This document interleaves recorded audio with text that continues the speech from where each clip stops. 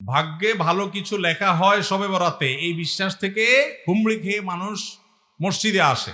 ঠিক না ঠিক? ভাগ্যে ভালো কিছু লেখা হয় কবে? একটা হলো মানুষের সৃষ্টিরও 50,000 বছরে আল্লাহ তাআলা ভাগ্য নির্ধারণ করেছেন। আরেকটা হলো প্রতি বছর যেই রাতে আল্লাহ কোরআন নাজিল করেছেন, আল্লাহ সূরা দুখানে বলেছেন সেই রাতে অর্থাৎ লাইলাতুল কদরে আল্লাহ তাআলা সব গুরুত্বপূর্ণ বিষয় ধার্য করেন।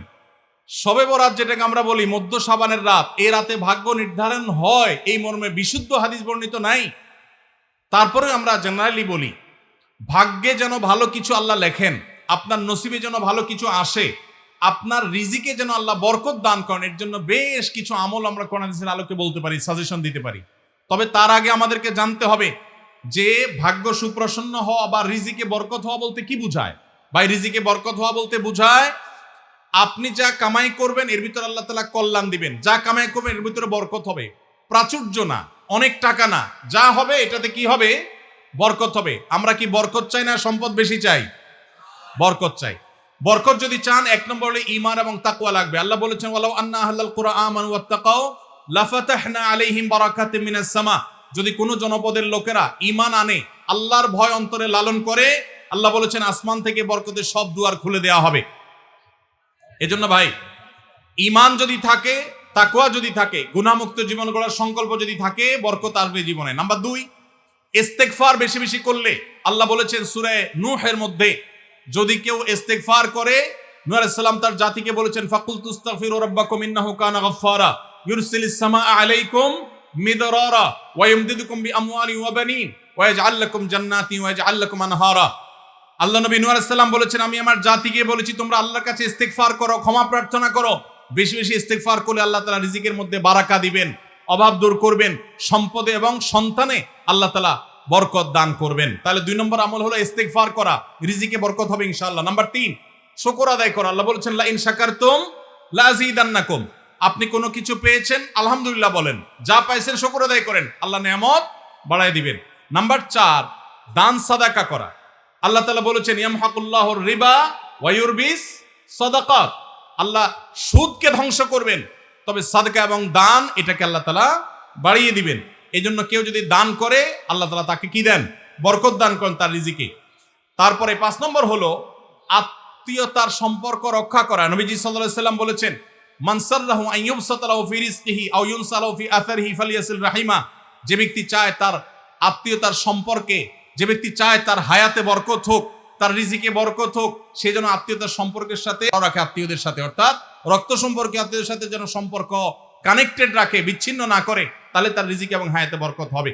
এবং সর্বশেষ আরেকটা আমল বলতে চাই, সেটা হলো খাবারের ক্ষেত্রে একত্রিত হয়ে বসে খাবার খাওয়া। এই সুন্নত আমাদের সমাজ থেকে বিদায় হয়ে গেছে, আমরা অনেকে জানি না।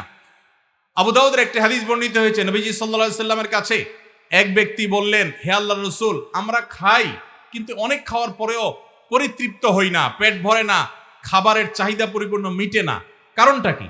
নবীজি সাল্লাল্লাহু আলাইহি সাল্লাম বলেছেন তোমরা সম্ভবত আলাদা আলাদা প্লেটে খাও, আলাদা আলাদা সিঙ্গেল খাও। তখন নবীজি সাল্লাল্লাহু আলাইহি সাল্লাম বলেছেন তোমরা সবাই একসাথে খানা খাবে, আল্লাহ তাআলা তোমাদের খাবারে বরকত দান করবেন। একসাথে খানা খাবে এবং বিসমিল্লাহ বলে খাবে, এই 2টা কাজ করলে আল্লাহ তাআলা তোমাদের খাবারে বরকত দান করবেন। এজন্য ভাইরা, বাসা বাড়িতে এক প্লেটে স্বামী স্ত্রী 2 জন আছেন, এক প্লেটে খাবেন। বাচ্চাদেরকে নিয়ে বড় প্লেট নিয়ে খানা খাবেন, এটা সুন্নত। নবীজি সাল্লাল্লাহু আলাইহি সাল্লাম উৎসাহ দিয়েছেন, কিন্তু আমাদের সমাজ থেকে এটা এখন হারিয়ে গেছে, নাই বললে চলে। আমরা সবাই যার যার মতো খানা খাই। এজন্য এই কাজটাও আমাদের আমলে, আমাদের রিজিকে, আমাদের হায়াতে বরকত এনে দিবে ইনশাআল্লাহ। সর্বশেষ প্রশ্ন, আকিকা না দিলে কি শিশুর বিপদ কাটে না? আকিকা না দিলে শিশুর বিপদ কাটে না এমন কোনো কথা কোরআন হাদিসে নাই। তবে আকিকা দেওয়া এটা গুরুত্বপূর্ণ একটা আমল। আল্লাহ কাউকে পুত্র সন্তান দান করলে 2টি ছাগল, আর কন্যা সন্তান দান করলে 1টি ছাগল জবে করা, এটা নবীজি সাল্লাল্লাহু আলাইহি সাল্লামের সুন্নাহ। এটা জন্মের 7ম দিনে, না হলে 14তম দিনে, না হলে 21তম দিনে করবেন। সেটাও যদি কোনো কারণে না হয়, পরে যে কোনো সময় করলেও আদায় হয়ে যাবে। এমনকি কারো শিশুকালে যদি আকিকা দেওয়া না হয়, বড় হওয়ার পরে তার আকিকা দিলেও আদায় হয়ে যাবে। এই আকিকা এটা না দিলে যে বিপদ কাটে না এরকম কোনো কথা নাই। তবে হ্যাঁ, বিভিন্ন হাদিসে নবী সাল্লাল্লাহু আলাইহি সাল্লাম বলেছেন কুল্লু গুলামিন মুরতাহানুন বিআকিকাতিহি, বাচ্চার এটা আকিকার উপরে সে অনেকটা ডিপেন্ডেন্ট থাকে। এ হাদিসের ব্যাখ্যা অনেক মুহাদ্দিসরা বলেছেন আকিকা না দিলে, আকিকা দেওয়ার ফলে সে বিভিন্ন ক্ষয়ক্ষতি থেকে বেঁচে থাকতো। অনেকে বলেছেন শয়তানের কুমন্ত্রণা থেকে বেঁচে থাকে আকিকার মাধ্যমে, এটা থেকে সে আর বাঁচতে পারে না, ওই ক্ষতি তাকে স্পর্শ করার সম্ভাবনা থাকে। তবে কেউ আকিকা দিতে পারলো না, অন্য কোনো আমল করলো তার সন্তানের জন্য, আল্লাহ তাআলা তাকে সেভ করতে পারেন। এমন কোনো কথা নাই যে আকিকা না দিলেই তার সন্তানের বিপদ কাটবে না। তবে আকিকা দেওয়া উচিত, এর মাধ্যমে সন্তান নানাভাবে উপকৃত হয়, নানাভাবে সেভ থাকে, নিরাপদে থাকে। আল্লাহ আমাদের যাদের সামর্থ্য দিচ্ছে তাদেরকে আমল করার তৌফিক দান করুন। ফেব্রুয়ারি মাস, যেই মাসে আমাদের পূর্বপুরুষেরা নিজের মায়ের ভাষায় কথা বলার আল্লাহ প্রদত্ত অধিকার আদায়ের জন্য, তারা দাবি আদায়ের জন্য সংগ্রাম করেছেন, আত্মত্যাগ করেছেন, এবং সেই কারণে ফেব্রুয়ারির এই মাসটি বাংলাদেশের মানুষের কাছে ভাষার মাস হিসাবে পরিচিত। এই মাসে ভাষা আন্দোলনের যে ইতিহাস, সেই গৌরবোজ্জ্বল ইতিহাসের কারণে ফেব্রুয়ারি মাসটি আমাদের সবার কাছে নানা দিক থেকে গুরুত্বপূর্ণ। দুর্ভাগ্যজনক একটি বাস্তবতা হলো, গত বেশ অনেক বছর যাবৎ আমাদের দেশে ফেব্রুয়ারি মাস আসলে শুধুমাত্র ভাষা আন্দোলনের কথাই আমাদের সামনে আসে না, বরং এর পাশাপাশি একটি অসভ্যতা, অশ্লীলতা, নোংরামি এবং চরিত্র বিসর্জনের বেদনাদায়ক অধ্যায় রচনা হওয়ার মতো একটি দিবস 14ই ফেব্রুয়ারি, সেটাও আমাদের সামনে আজকাল থমকে দাঁড়ায়, আমাদের সামনে এসে দাঁড়ায়। যেই ফেব্রুয়ারি বাংলাদেশের মানুষের গৌরবের, যেই ফেব্রুয়ারি আমাদের মায়ের ভাষায় কথা বলার অধিকার আদায়ের জন্য তখনকার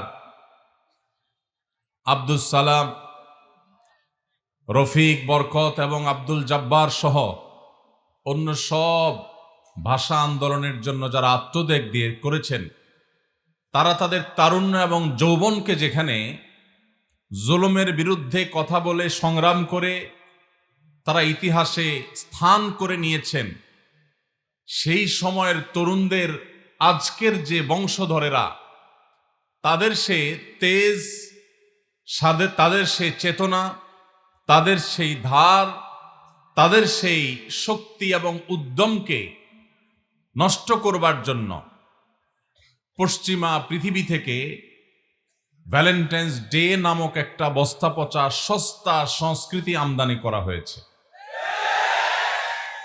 আমাদের যুবকেরা যেখানে তাদের চরিত্রকে হেফাজত করে, যুবকেরা তাদের যৌবনের উদ্যমকে ব্যবহার করে দুনিয়া এবং আখিরাতের কল্যাণ সাধন করত, সেই যুবকদেরকে অবৈধ সম্পর্কের বেড়াজালে আটকে ফেলে তাদের উদ্যম, তাদের দ্বীনি, ঈমানি এবং সাধারণ যে চেতনা আছে সেটাকে ধ্বংস করবার এক নীল নকশা আমরা গত অনেক বছর যাবৎ দেখতে পাচ্ছি।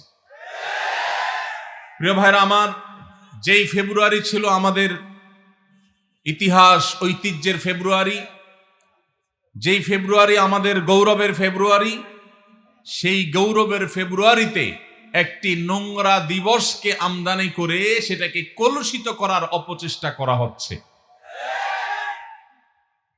মুসলমানের সন্তান, মুসলিম যুবক, মুসলিম তরুণের সবচাইতে মূল্যবান, মহামূল্যবান সম্পদগুলোর একটি হলো তার সচ্চরিত্র।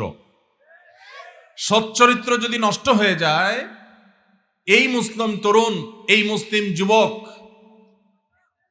একটি মৃত লাশের যেরকম কোনো মূল্য থাকে না, সেই মুসলিম তারুণ্যের আল্লাহর কাছে কোনো মূল্য থাকে না। যেই মুসলিম তারুণ্য তার চরিত্রকে, আল্লাহ প্রদত্ত তার যে আখলাক, সেটাকে সে নষ্ট করে ফেলেছে, কলুষিত করে ফেলেছে, নোংরা করে ফেলেছে, এই যুবকের আল্লাহর কাছে কোনো দাম আর থাকে না। ভাইরা আমার, আপনি যদি কোরআন খোলেন আপনি দেখতে পাবেন ইসলাম আপনার যৌবনের যে তাড়না, আপনার যৌবনের যে উদ্যম, স্পৃহা, চেতনা, আপনার যৌবনের সে যে শক্তি, এটাকে আল্লাহ রাব্বুল আলামিন অবৈধ খাতে ব্যবহার করা থেকে নিয়ন্ত্রণ করবার জন্য পুরো কোরআন জুড়ে আল্লাহ তাআলা আপনাকে নির্দেশ দিয়েছেন, আমাদেরকে নির্দেশ দিয়েছেন।